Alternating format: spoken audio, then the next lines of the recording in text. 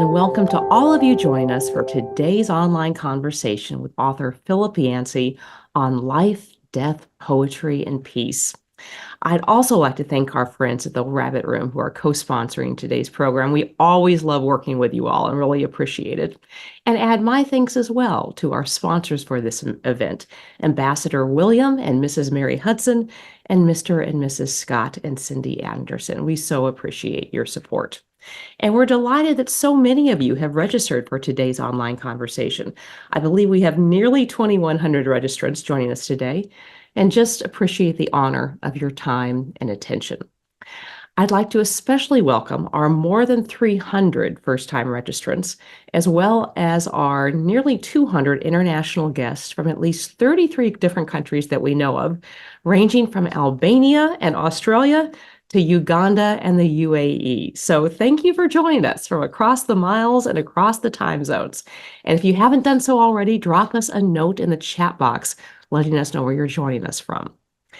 If you are one of those first-time guests or are otherwise new to the work of the Trinity Forum, we seek to provide a space to engage the big questions of life in the context of faith, and to offer programs like this online conversation to do so, and to come to better know the author of the answers. And we hope that you'll get a small taste of that from our discussion today. It may not seem intuitive that the journal entries of a sickened poet from 400 years ago would offer relevant wisdom to our own time on death, suffering, and finding peace. But that is precisely the case that our guest today makes. His new work, UNDONE, a modern rendering of John Donne's devotions, adapts the poet and priest John Donne's chronicle of his own struggle with disease and mortality during the epidemic of bubonic plague that decimated London, killing a third of its citizens. Convinced he was dying, but Donne wrestled with God in print as well as in person, and documented his fears, prayers, and hopes in a passionate, often anguished argument with God, a journal that he entitled Devotions, which later came to be listed by The Guardian as one of the 100 best nonfiction books of all time. While life in general and medical care in particular has changed dramatically since Donne's time, we're still all subject to sickness and death, and we need wisdom and a guide for the journey. So we're so pleased to welcome our guest today, Philip Yancey, who has helped map the territory through his own writing and reintroduce the timeless wisdom of a sure guide to our own time. Philip is one of the most prolific, influential, widely read, best-selling, wise, challenging, and beloved authors in the world. His more than 25 books have been published in over 50 languages worldwide, with more than 17 million currently in print. His works include 13 Gold Medallion Award winners, including Where is God When It Hurts, In His Image, and Disappointment with God. And 2 of his works have won the ECPA's Christian Book of the Year Award, including The Jesus I Never Knew and What's So Amazing About Grace. While he has written on a broad range of topics for an array of publications, including Reader's Digest, the Saturday Evening Post, Publishers Weekly, The Atlantic, Christian Century, and National Wildlife, he has also repeatedly returned throughout his works to the topics of grace and suffering. His newest release, UNDONE, explores both themes through his creative rendering of John Donne's devotions upon emergent occasions. Philip, welcome. Thank you very much, Cherie. And you mentioned the whole title there. I think they had a contest in John Donne State. Let's find the most boring title possible. Devotions upon Emergent Occasions. I think they kind of liked long, lengthy, right, alliterative titles back then. But and yeah, he produced a book that has never been out of print for 400 years. That's worth celebrating. Absolutely. So I wanted to ask, why did you write this? How did you discover Donne's devotions? Why did you find them so very powerful? And what led to this project where you essentially tried to provide a new rendering and wording of his journal? It was a long time ago. I began my career as a journalist. I worked for a magazine called Campus Life. And as you mentioned, I freelanced for a bunch of other magazines, including Reader's Digest. I did a series of columns that they call drama in real life. And they tend to be tragedy stories. A young man who was attacked by a grizzly bear, Mm. uh, two children who watched their father die as he was uh, in a snow cave on Mount Rainier. Just one tragedy after another. And I would interview these people, the survivors, and say, tell me what was going on? What was it like? What did you learn? Give me the facts. And again and again, they would say, the worst part for me was the church. I'm lying in a hospital bed and I'm just trying to recover. I'm trying to get well. And these various people come from the church with these ideas. One person would say, you must have done something terribly wrong because God is punishing you. And the next person would say, no, it's not God, it's the devil. The devil is attacking you. And the next person would say, no, it is God causing this, but it's not because God's punishing you, it's because you've been chosen to specially represent how to handle suffering to other people. And these people are just lying there trying to get well. And I'm a young journalist. I don't know what in the world to say, how to answer that question, what I think.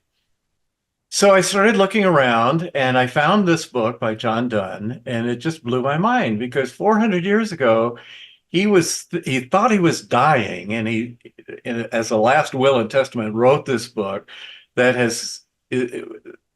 frankly, it answered so many of my questions. And I started buying copies and giving them to my friends and say, you should read this book. You should read this book. And then later I would say, well, what'd you think? Did you read it? Well, a little bit. How much? Oh, a couple pages maybe. Say, come on, this is a great book. You got to read this book. Why not? And they would say, well, it's pretty hard to get into because he used some pretty long sentences. I counted one of them was 234 words. Yeah. The language was 400 years old, and some of the science and medicine was just kind of crazy. The state-of-the-art medicine in that time, you applied pigeons to a person's mouth to draw away the evil vapors, or Seems useful. or you would take blood, how they bleed people when of all times you need more blood. But so I decided, even then, that was over 40 years ago, Cherie, I would like to take the best of that book that John Donne wrote, trim it a little bit, take out some of the outdated science and medicine, and then as carefully as possible, not doing anything too radical to John Donne's great work, but just make it a little more accessible, breaking it up a little bit, trimming some portions, correcting some things that he got wrong because he wasn't really using his references as he's lying in bed there, and he got some scripture references wrong. So it was a bold move, and I started it 40 years ago, and couldn't get it published. And my boss at the time, Harold Myra, said, well, why don't you write your own book on pain? And I did. That was my first book, Where is God When It Hurts? When the pandemic happened in 2020, I thought, I'm watching these books come out after 3 days or 60 days, books on God and the pandemic. And why would we try to invent something new when there was this great classic work? And so I picked up that project I hadn't worked on, I hadn't thought about for more than 40 years, and did a modern rendering, trying to keep the very best of John Donne and just making it a little more accessible for our time. You mentioned it was 40 years ago when you sort of first discovered him. And I think probably most of us have had the experience where there's a book that we loved when we were younger and we read it when we were older, and it affects us quite differently. Hmm. And just, thinking about your own experience, you discovered them when you were young. It Mm-hmm. seems like you've had like really kind of an incredible adulthood of mountaintop experiences, both in terms of just your own professional success, but also I believe I read that you've climbed every 14,000 foot peak in Colorado. So quite literally mountaintop experiences. And then recently you received a diagnosis of Parkinson's. Mm. How do you read Donne differently now than when you first discovered him 40 years ago? Oh, I guess I feel I'm a companion of his now, and I can understand some of those passages in a different way. For example, one of the most famous passages that I learned about in high school was "For whom the bell tolls." In those days, if you were close to death, often the church bell would toll for you to alert others to care for you. When you died, a different bell would toll. And when you were buried at your funeral, a third bell would toll. So John Donne was the dean of St. Paul's Cathedral, the largest church in England. So there's a bell tolling all the time, practically in those plague years, because a third of London died during that period. So he's lying in bed and he would hear these bells and he started wondering, I wonder who that is. I wonder if that's a neighbor of mine, one of my parishioners. Oh, I wonder if it's me. Maybe it's the bell announcing death, and my doctors haven't told me. And he'd start getting a little paranoid. And then he came up with that wonderful passage about no man is an island. And what happened was, as he's lying there, he realizes he's been focusing on himself all this time. Poor me. Why would God do this? I was healthy. London needs me. What a time for me to get sick in the middle of a plague. He's wrestling with those things and wrestling with God. And then suddenly he realizes, because he hears that bell, I've been so focused on myself. I haven't thought, what if it's not me? What if it is my neighbor? What if it, and he changes his prayers from being so self-absorbed, where he's concerned about his own state, to where he starts thinking of other people around him. And I found that in Parkinson's, I was just blitzed with people would give me these big fat books, exercises to do and things to learn and things to look out for and things to expect, many of which have not come true yet. But it made me much more aware of others who are disabled.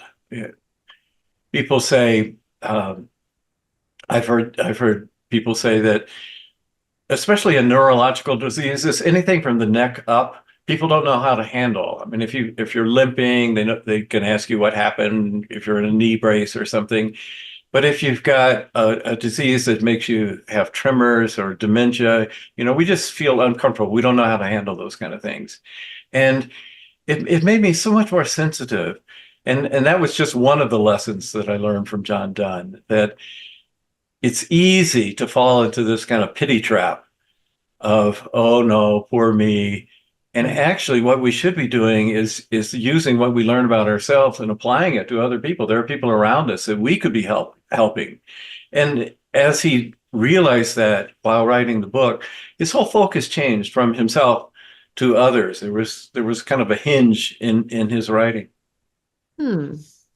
One of the things you mentioned, I think it might have been in the introduction you wrote to our reading, when we excerpted your devotions, is that you believe that Donne would have been, if he could basically time travel to our time, he'd be shocked at how little attention we pay and how much we try to avoid thinking about sin, death, and the afterlife. Yeah. Why do we pay so little attention to these things, and what do we lose as a result? Mm. Well, that sounds like a good book. Three things we don't pay attention to. Nobody wants to think about No. sin, so we'll just forget that one. Death, we make it as distant from us as possible. We put people away in specialty places, intensive care units and things like that. And we're only allowed to go in and see them, at odd hours now and then. And if you go around and ask people, and I've done this, I would almost guess a majority of people in the United States have never actually seen a person die. The moment when they stop breathing, the heart stops beating, and they depart. Yeah. Afterlife, you just don't see much talk about heaven. In fact, if people try to do that, then they get this, oh, pie in the sky by and by. You people, you're just fantasizing, imagining. But heaven, the afterlife, is really important on justice issues. So many of the spirituals that were written by enslaved people in the South, talk about Beulah land, crossing the river, the extra, because their life was so bad here. The only hope they had in a good God would be if God could hold out something that was better, that was worth their believing and trusting. Right. Because I've written about pain, I'm invited to some pretty terrible places. The worst one for me was Sandy Hook, Newtown, Connecticut, the elementary school where 20 children and then 6 staff members were slaughtered.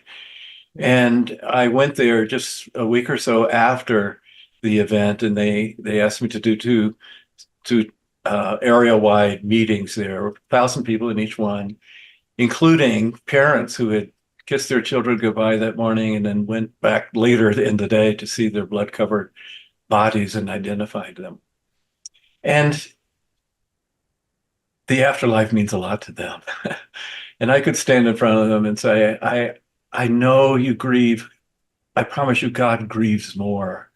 I know you're upset about what happens on this earth. I promise you, God is more upset. God has promised to do something about it someday. And we know how God treats children because Jesus was here. And I just went through some of the scenes of Jesus with children. And when you have a life that is fine, relatively pain-free, successful, educated, you don't spend a lot of time thinking about the afterlife. But if you are on a slave ship crossing the Atlantic Ocean, knowing that you may be the next one to die, because many people did die in that passage, or if you are a parent who loses a 3-year-old, the afterlife takes on more significance than we tend to give it these days. Mhm.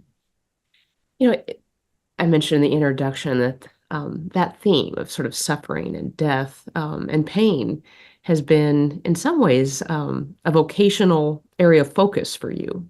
Mm. It just sort of keeps coming back to it. And you wrote that when you were reading Donne and then decided to kind of do a new rendering, I'll quote you, you sought to extract from his literary masterpiece universal truths on how to live and how to die. Mm. So I wanted to ask you about what gold you extracted. What oh, what did you extract from his writings on how to live and how to die? Several things jump to my mind right away. One of them is a passage that he gave about fear. He worked through various fears, fearing the doctors out in the hallway, murmuring so that he wouldn't hear them. And of course, that just makes you more paranoid. And he feared pain, and he feared what would happen to his children if he died. His wife had already preceded him, so he was a widower. And he lists all these different fears. And then he talks about fearing God.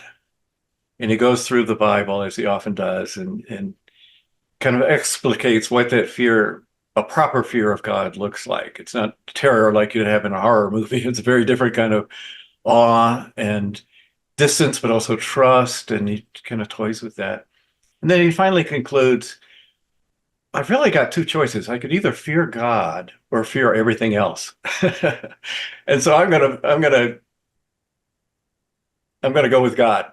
I'm gonna trust God and direct all of my concerns in a very direct and intimate way to God in prayer. I'm going to be a fearer of God. That's one. But closely related to that is another one, and that is that it's easy for us to think that when something bad happens to us, God is trying to punish us or give us a message. It's just kind of intuitive. Even insurance companies, when a tornado hits a town, they talk about an act of God, actually in the contract. And we could talk about that if you want to. But what I've learned is that God is on the side of the sufferer, not the one causing it, not the one on the opposite side. God is on the side of the sufferer. And that's so important when I go to places like Virginia Tech or Columbine in my backyard here in Colorado or various places and talk about pain and suffering. It's just an important point to get across. And I know that's true because God gave us a face. God showed us what God is like in human form. And if you just go through the Gospels and follow Jesus around, how did he respond to a widow who had just lost her only son, or even a Roman soldier whose servant had fallen ill? Jesus always responded with comfort, compassion, understanding, and healing. And so it's important to start there. God desires that we flourish. God desires that we be well. And when we're sick, when we're suffering, God is on our side, wanting us to get through that. This, it does seem like you have been called in to some of the most awful, grievous situations to offer words of wisdom and comfort. You mentioned earlier, just like the horror of Sandy Hook. And I've also noticed, a different kind of situation, and one that actually kind of reflects a little bit of John Donne's life, where, Donne had, quite a colorful background, fairly promiscuous youth, had written all sorts of, kind of racy randy poetry, was blackballed and thrown in prison by his father-in-law, and seemed to kind of have gotten his act together in a sense, and that had converted to Anglicanism, had become the dean of St. Paul's Cathedral, had thrown himself into to caring for others, and it's that point that he's struck by illness. At the point where it seems like his entire life had built to a point where this was what he was made for. I can think of a few friends that I have that sense of. And I noticed you actually entitled one of your chapters, What to Make of It. And so it may be an unfair question, but wanted to ask you, what do you make of that? And what did Donne make of it as well? Yeah, Dunn and I may be a little different on that point. Calvinism was brand new in Dunn's day. He was attracted and also a little repelled by it. He just was trying to figure out, is God really doing all of these things? Is God, John Calvin would say, God is there with every bird that falls from the branch. God is behind everything that happens in the world. And Donne wasn't quite sure about that. And I guess what I have learned, Cherie, is we can't figure that out. There are opportunities in the Bible where God has a perfect chance to explain the problem of evil, and he doesn't. If anybody deserved an answer, it was Job. Uh, Not just Job, Jeremiah, Jonah, David. So many of the Psalms. Why is this happening? How long are you going to wait? When are you going to act, God? And here's Job, this righteous man who had done nothing wrong. And at the end, God appears, gives him this long speech, longest speech by God in the Bible. And yet he ignores the question of why it happened. It's as if he said, Job, there's no way you could understand that. Let me tell you what it's like to run the universe. And he gives a beautiful poetic description of what it's like to run the universe. But he's basically saying, Job, you can't handle that information. And Jesus, the same thing. The Pharisees and the disciples would try to pin down, why was this man born blind? What is this person being punished for? And Jesus never answered that question. He always just ignored it, as if to say, as God did with Job, you can't handle that. Let me worry about that. That's my job. My job is to run the universe, not your job. And I guess I just would say, people torment themselves. Why did a tornado hit this house and not that house? Why did the 3-year-old neighbor on my left come down with a blood disease and not the 3-year-old neighbor on my right? You can drive yourself crazy trying to figure that out. And we can't. We can't. God says, that's for me to worry about. I will make all things new one day. You have a choice of either trusting me or not trusting me. And that's kind of where John Donne ended up when he decided, okay, I'm going to fear God in the appropriate way rather than fear everything else, because otherwise you can just drive yourself crazy trying to figure out, why did this happen? Why did this happen? We don't really get an answer for that in the Bible. Believe me, I've looked at every passage over and over again. we get a challenge to trust that God knows what he's doing and that all things will be well someday. Romans 8 is a beautiful description of that whole process. But what to make of it, I can't. I can't answer that. And John Donne and even Job decided I can't either. Makes sense. So one of the interesting things you did with Undone is you structured the book in a particular way and even gave instructions or at least encouragement about how it should be read, which was, essentially reflectively, slowly, as a daily devotion, which is actually quite the opposite of how they were written. And that you talked about how Donne wrote it, you said personal, heated, moody, bordering on unstable. So I'm curious why you made the suggestion to read it in a particular way at odds with the way it was written, and what we get out of that kind of deep, reflective reading. Yes. In Dunn's day, not that many people could read, actually. I mean, reading was a privileged activity.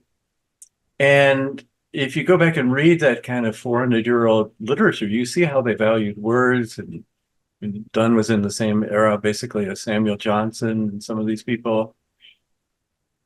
You need to chew them. You can't just swallow it all at once. And Donne, for example, would just fill his meditations with scripture references, which in those days were pretty common because people would hear it in church over and over. In our days, less common. And so one thing I wanted people to do was just slow down and take your time. If you don't understand a Bible reference, then go back and look it up and see if you agree with Donne's interpretation or why Donne mentioned it. And the other thing is the best time to read about suffering is not usually when you're in the middle of it. if you got a terrible case of COVID or whatever, that's not the best time to say, oh, I think I'll investigate the problem of evil and the problem of suffering. The best thing to do is when you're feeling pretty healthy and alert, that's a good time to tackle some of these. There is no greater theological conundrum than the problem of suffering. So I was hoping my readers would just say, I don't have to swallow this all at once. I can just read 3 pages a day, basically, and think about it and digest it. And then maybe tomorrow we'll build off of that. But I don't have to absorb too much. I just have to really metabolize what I read today. In just a second, I'm going to turn this over to questions from our viewers. But first, I wanted to ask you about a passage of your renderings, which argued that we should treat the dead with reverence and learn from them. Wrote that meditating on the death of my brother should produce a better life in me. Indeed, it would be like a second death if I passed away with no one learning from the manner of my death. The death of others should catechize us to death. What does it mean to be catechized to death? And how does one learn from the death of others? Sure, if I remember correctly, I think you had Lydia Dugdale on one of these That's right. conversations, yes. And she wrote a wonderful book called The Art of Dying. She was a physician, and she was in New York City at the most feverish part of COVID-19 with the refrigerator trucks and the morgues and all of that, and was seeing death every day. And she went back and described how in John Donne's time, and even before then in the Middle Ages and on until fairly recently, dying was one of the great moments of life. It sounds funny to say, but you didn't put people away in warehouses or in specialty medicine places. Most people, by far, the majority died at home. And they would have almost a ceremony where they would bring in their friends and their family. And sometimes they would read the will and all that. But usually they were giving a blessing, kind of like the old kind of blessings that Abraham and Jacob and people like that got, where they would go through each of the children and say, this is what I hope for you, and this is what I've learned from you. And it was just one of those moments where everybody is solemn and attentive, and death is important, and it's scary, and it involves a lot of mystery. But that kind of taming of the act of dying is something that we can learn from, as Lydia Dugdale says so well. Um, we just don't do dying very well. It sounds funny to say, but we don't consider it a kind of catechism.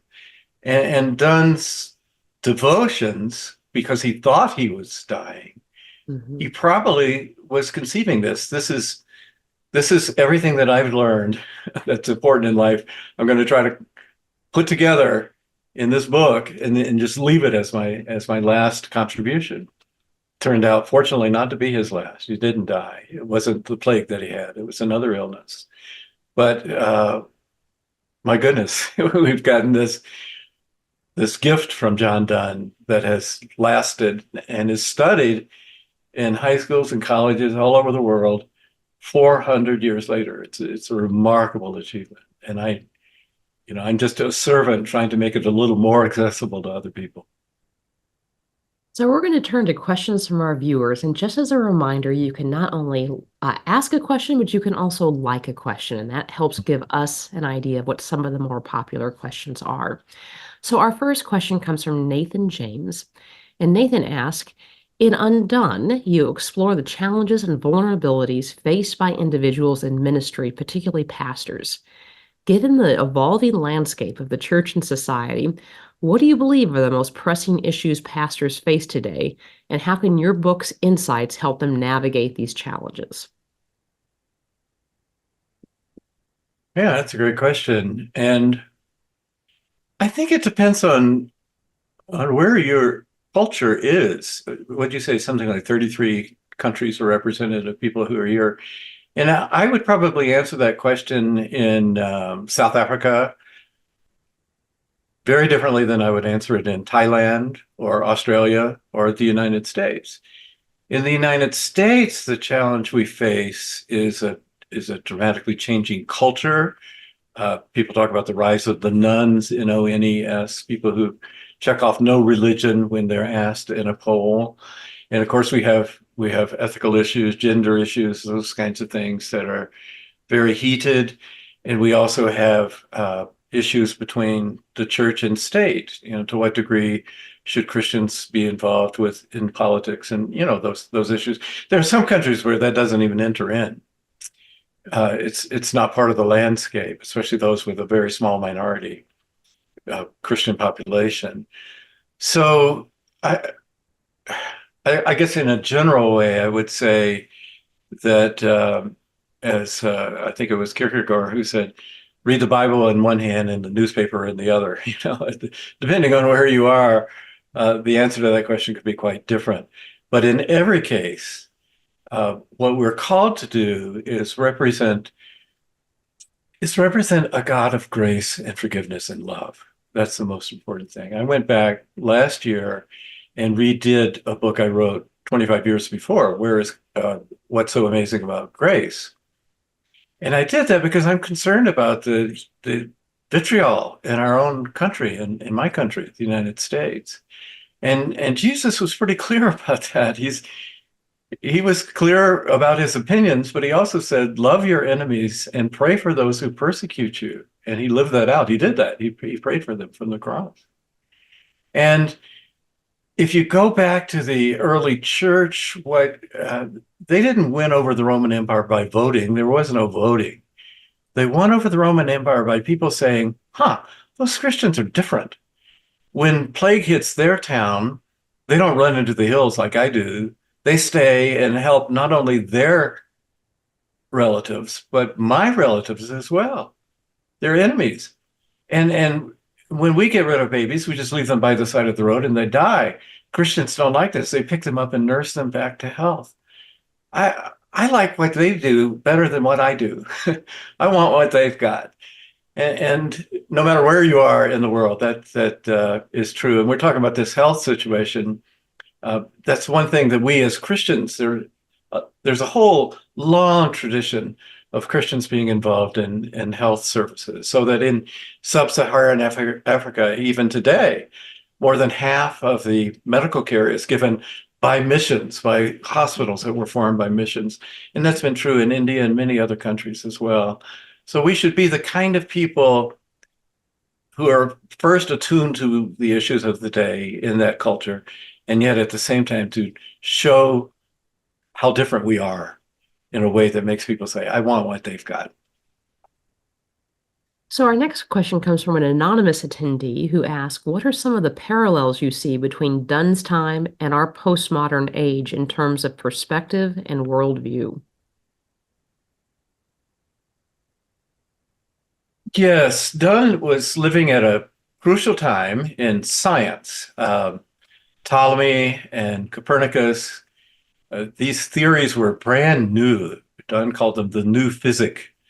And he was pretty bold. He liked science, and a lot of preachers were saying, "This is heresy. You know, the Earth doesn't revolve around the sun revolves around the Earth. We're the center of the universe."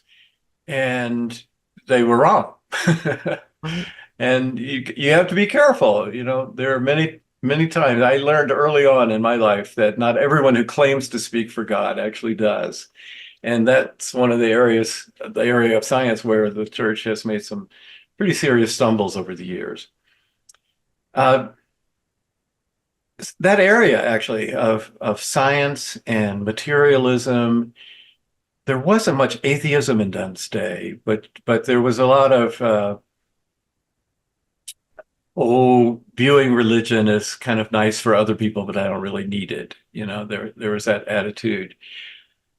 Um, However, it was quite different because there was a foundation of a loving God is running the universe. I think almost everybody would have agreed with that. And they had not yet done the explorations that exposed them to people who saw the world completely differently. For example, the Chinese or devout Hindus in India. You know, a few explorers had gone there, but you didn't meet people like that on a regular basis. In the United States, of course, we're a diverse place. And in my own lifetime, I've seen mosques and Hindu temples and all sorts of different worldviews being implanted in our country, and we need to come to terms with them, and we need to find out a good way to communicate with them. I heard an interesting, wasn't a sermon, it was a service at Willow Creek Church in the Chicago area back in its heyday when it was really thriving. And they had arranged for a Hindu and a Muslim and a Buddhist and a Christian on a panel, and they asked them various questions. One of the questions was the theory of suffering, the problem of suffering. And each one had an answer from their own tradition. So the Buddhist said, well, suffering is really, it's more of an attitude of mind, it's wrong thinking. And if we just got our thinking straightened out, then we really wouldn't have this problem in the same degree. The Hindu and Muslim were fairly close in that the Muslim said they're hyper Calvinists in a way. God arranges everything. So if you fall sick, God is doing that to you to teach you something. And then the Hindu said, you're paying for your sins. You're maybe you did something several incarnations ago, and it may take you hundreds or maybe thousands of incarnations to work out. So if you are born with a birth defect, that's because of something you did in a prior life. And then the Christian came along, one of the pastors of the church, and said, we don't believe that God is happy about suffering on this planet. We don't believe that's God's desire. And we follow Jesus by trying to be people of healing and people of comfort and compassion. And we also believe that God will one day redeem our creation in a different way so that there is no more problem of suffering. And when I listened to the various ones, I I thought, yeah, I think that's right. There's something that can be good about suffering. I mean, what John Donne taught us, what he learned, and what many people learn. When you ask people, at what time did you grow most spiritually? About 80% of the time they say, when I was going through hard times, when I was going through a suffering, either in my family or personally. So God can redeem the bad things that happen, but God isn't pleased with them. And God has promised to heal them, to correct them. Again, Romans 8, he talks about how the whole creation is groaning in travail. And we ourselves, who have the Spirit of God, we groan. We're not exempt from that. You don't get a pass when you become a Christian from the problem of pain. Not at all. But at the end of that chapter, he says, but the foundation is that nothing can separate us from God's love. And God will indeed stitch together the universe as it should be. So that's the Christian hope. It is a kind of hope, and it takes faith. But compared to some of the others, as I reflected on it, I thought, yeah, that sounds right to me, and that reflects reality. So our next question comes from Darlene Runyon. And Darlene says, you say that God is on the side of the sufferer. What is your take of those that Jesus did not heal or rescue, like John the Baptizer, or who he did not heal? There are those in our circles who have died and not been healed. Sure. I think it's clear that Jesus' main mission in coming to Earth was not to change the physical laws governing our planet. He did heal people. He healed every time he was asked. And there were a couple of events at least, where it seemed to be mass healings with a lot of people lined up. Interestingly, in at least one of those occasions, he would leave that crowd and get into a boat and go across the lake to get away from these people so he could pray alone at night. Turned out they followed him and he had to face them again pretty soon. But presumably, Jesus could have said, okay, enough of this one-on-one stuff. I'm going to just wave my arm and everybody on my right will be instantly healed. And then I'll wave it this way and everybody will be instantly healed on my left. He didn't do that. His healings were quite different. John calls them signs. His goal apparently was not to change the anatomy of our bodies or the number of viruses and bacteria in the world. That was not Jesus' goal. His goal was to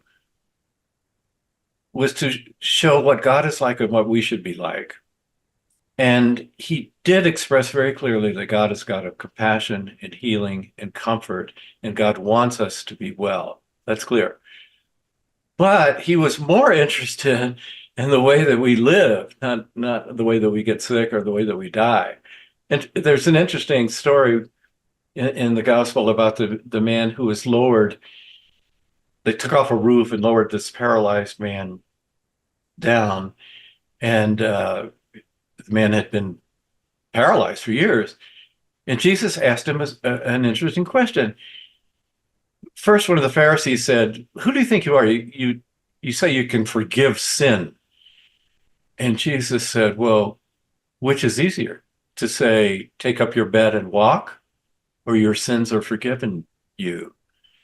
And actually, when I thought about that, I thought, for the person who somehow was involved in the design of the human body, healing a withered hand or healing legs that don't work, that's no problem. That's pretty easy. But for a God who has given us human dignity and freedom, the freedom even to reject God, that's a hard thing to say, your sins are forgiven you. What are you going to do about that? I can't reach in and change your will. I can't reach in and change the person that you are. All I can do is kind of present things, and it's up to you. So in some ways, I think it was easier for Jesus to heal the physical bodies that he came across than his primary mission, which is to change the soul, to change the nature of who we are so that we could be connected with God and live in a different way than other people have lived throughout the history. So Petra Barrientos asks, she says, I work in hospice care as a Christian, And for years, I have been guided by a statement I heard you make on a Trinity Forum conversation. Avoid toxic positivity. How can we walk alongside a person suffering and dying without reverting to God has this? Does Donne's experience help figure that out? That could only come from a person who works in a hospice. And my wife was a hospice chaplain, and she would run into this all the time. Part of it is our discomfort with people who are suffering, and we want to cover that up by just saying, "Oh, things are going to be better. You're going to get well." Well, actually, to get into a hospice, they have to determine that you're probably not going to get well. A hospice is for people who usually have a terminal diagnosis of 6 months, or it varies from place to place. How do we avoid it? I guess I think the best way to avoid it is by being quiet. Hmm. I go back to Job. We talk about Job's friends in quotes, because they weren't very friendly. And yet they were at first. When they came, they were so upset by what they saw in Job that they tore their clothes, put ashes on their head, and did not speak for 7 days and 7 nights. It's only when they opened their mouths that the problem started. And we know they were wrong in what they said. Some of it, in their case, it was mostly toxic negativity, but there was some toxic positivity as well. And and I think that's an important lesson. Uh, Jewish people have this practice based on the book of Job called Shiva, sitting Shiva, uh, where they'll sit with a mourning person after a death for 7 days and 7 nights and actually feed them, putting the food into their mouth, letting them know, we're here for you, but not talking. And I learned something. I talked to a pastor here in Denver. He was a grief pastor. It was a large church, and they actually have a grief pastor who would spend most days in hospices and in hospitals. And he said, I learned a lot about handling people going through grief from scuba diving. I said, oh, hello? Could Yeah. you spell that out for me? He said, yeah, in scuba diving, you can go really low. And he talked about, 90-meter dives and things like that.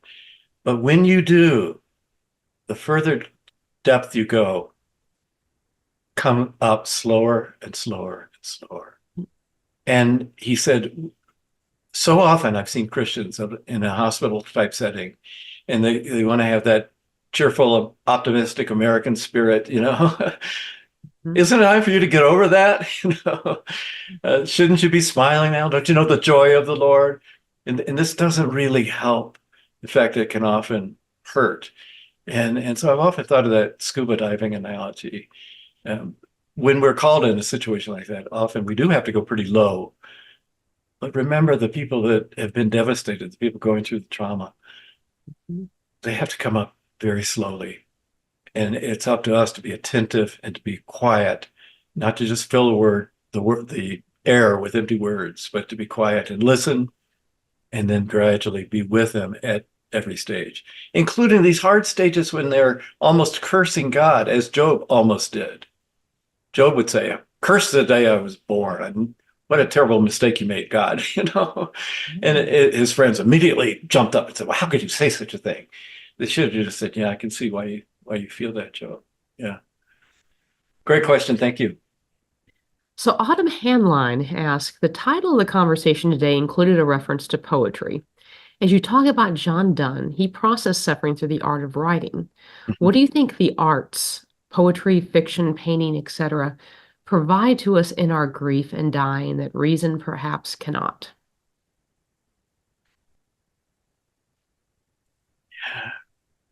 I'd say at least two things. First, we love stories. We remember stories. And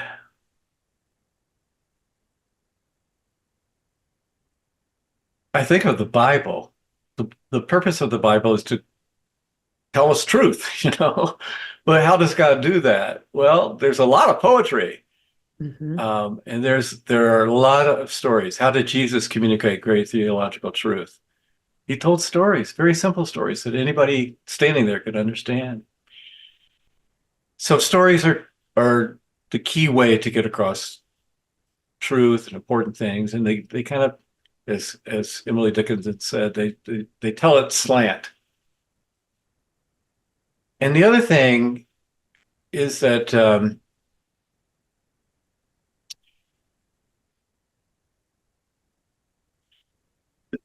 the beauty of art is that it approaches a different part of your brain.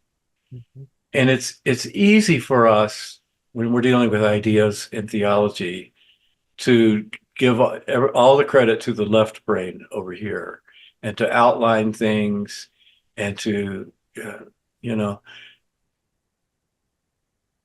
when I look at what God did, when I read the Bible or when I look at the world, the most obvious thing about the world, if I was a Martian and just landed on planet Earth and I'm sending notes home about what I found here, I would say, this is a beautiful planet. It's unbelievable. I'm sitting in Colorado. We had 36 inches of snow last night. The sight of the snow on those evergreens outside this window I'm looking at right now is more beautiful than anything I've seen in any art museum in the world. I mean, God gave us beauty, and and getting our ideas right is important. Yeah, that's what seminaries and colleges are all about. But let's not forget that we were put on a beautiful planet, and we were asked to communicate things that you can't really communicate in outline form. Just look at the Bible and look at the way Jesus did things. Art approaches us in a different way. It hits the heart first and then works its way to the mind. Whereas teaching starts with the mind and works down sometimes and sometimes not to the heart. So, a question from Toby Shop. And Toby, apologies if I mangled your last name. In what ways has God transformed you via suffering as you consider your life to this point?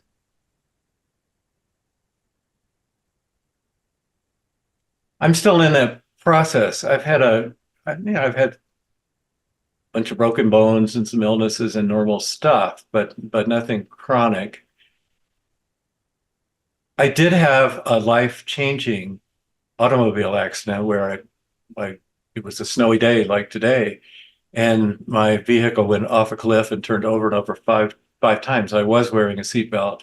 I ended up with a broken neck, and the doctor came in when they finally got the x-rays and said, you have a comminuted fracture, which means it's a C3 vertebrae, and there are a lot of little sharp pieces. And he said, we have a jet standing by to fly you to Denver, which was a few hundred miles away.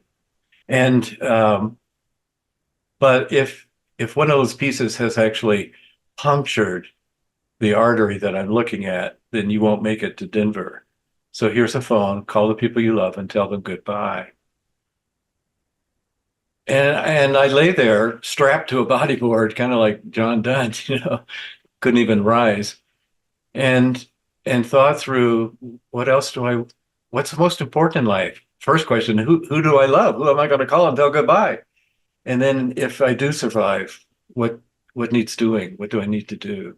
And I made some decisions. That's when I decided to write a memoir, which I finally got around to publishing just a couple of years ago, called Where the Light Fell.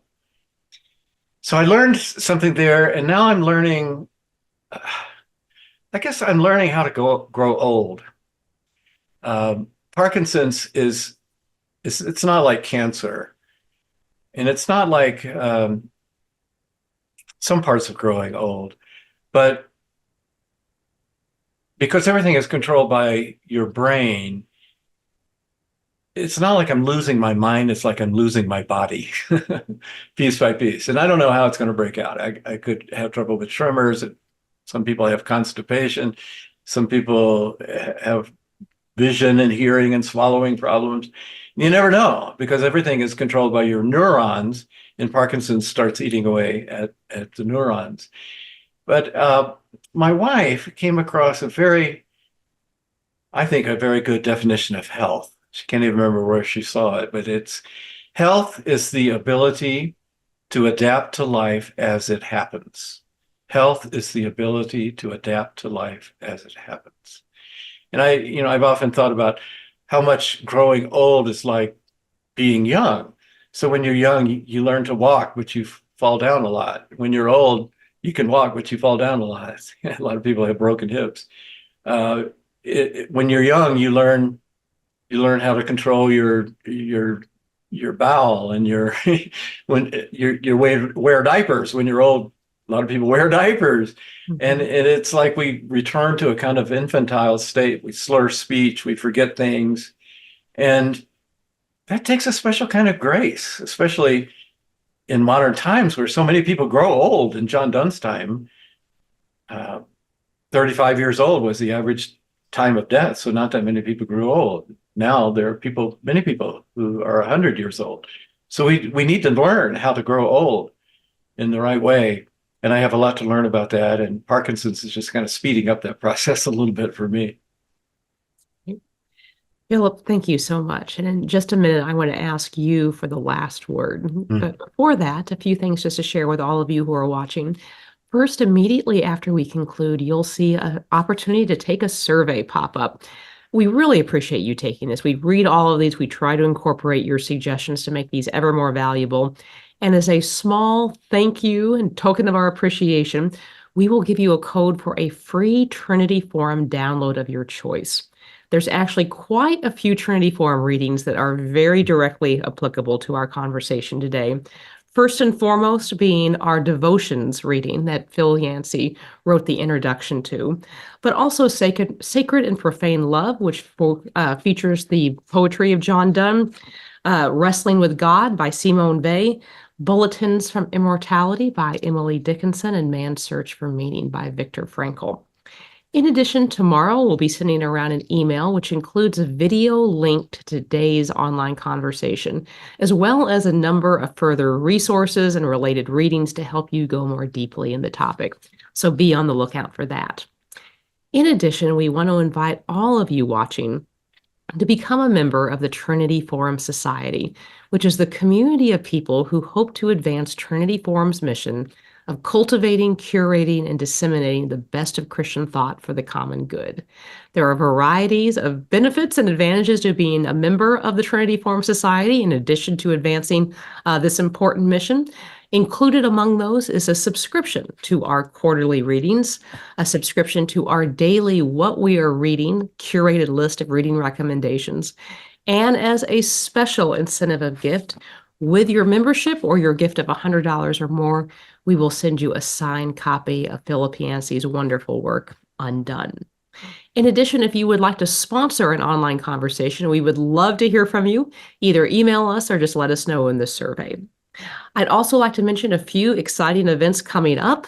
For our online conversation schedule, next week we'll be hosting Charlie Peacock and Andy Ashworth on their new book. And the title of that will be What Matters Most. On April 19th, we'll be hosting John Inazu on Learning to Disagree. April 26th will feature Christian Wyman on his new book, Zero at the Bone. And May 3rd, we'll host John Mark Comer on his new work, Practicing the Way, and hope that you'll join us for those various online conversations. Finally, as promised, Philip, the last word is yours. I go back to a phrase I learned from Dr. Paul Brand. I wrote 3 books with him, a great surgeon, great Christian. And he was the one who discovered that virtually all of the abuse that people with leprosy endure is because they don't feel pain. And this is what he said. He said, a healthy body is not a body that feels no pain. Rather, it's a body that attends to the pain of the weakest part. And I think that's what we're called to do as Christians. And the Christian church has done a lot of that over the years. If you look around the world today, there are a lot of hurting people. There are hurting nations. There are people around us who are feeling pain in different ways. And our job is to attend to the pain of the weakest part. And if we do that, we're following in the footsteps of Jesus, who did that when he was on earth. Philip, thanks so much. It's been a real joy to talk with you. Thank you. Pleasure. Yeah, it was great. And thank you to each of you for joining us. Have a great weekend.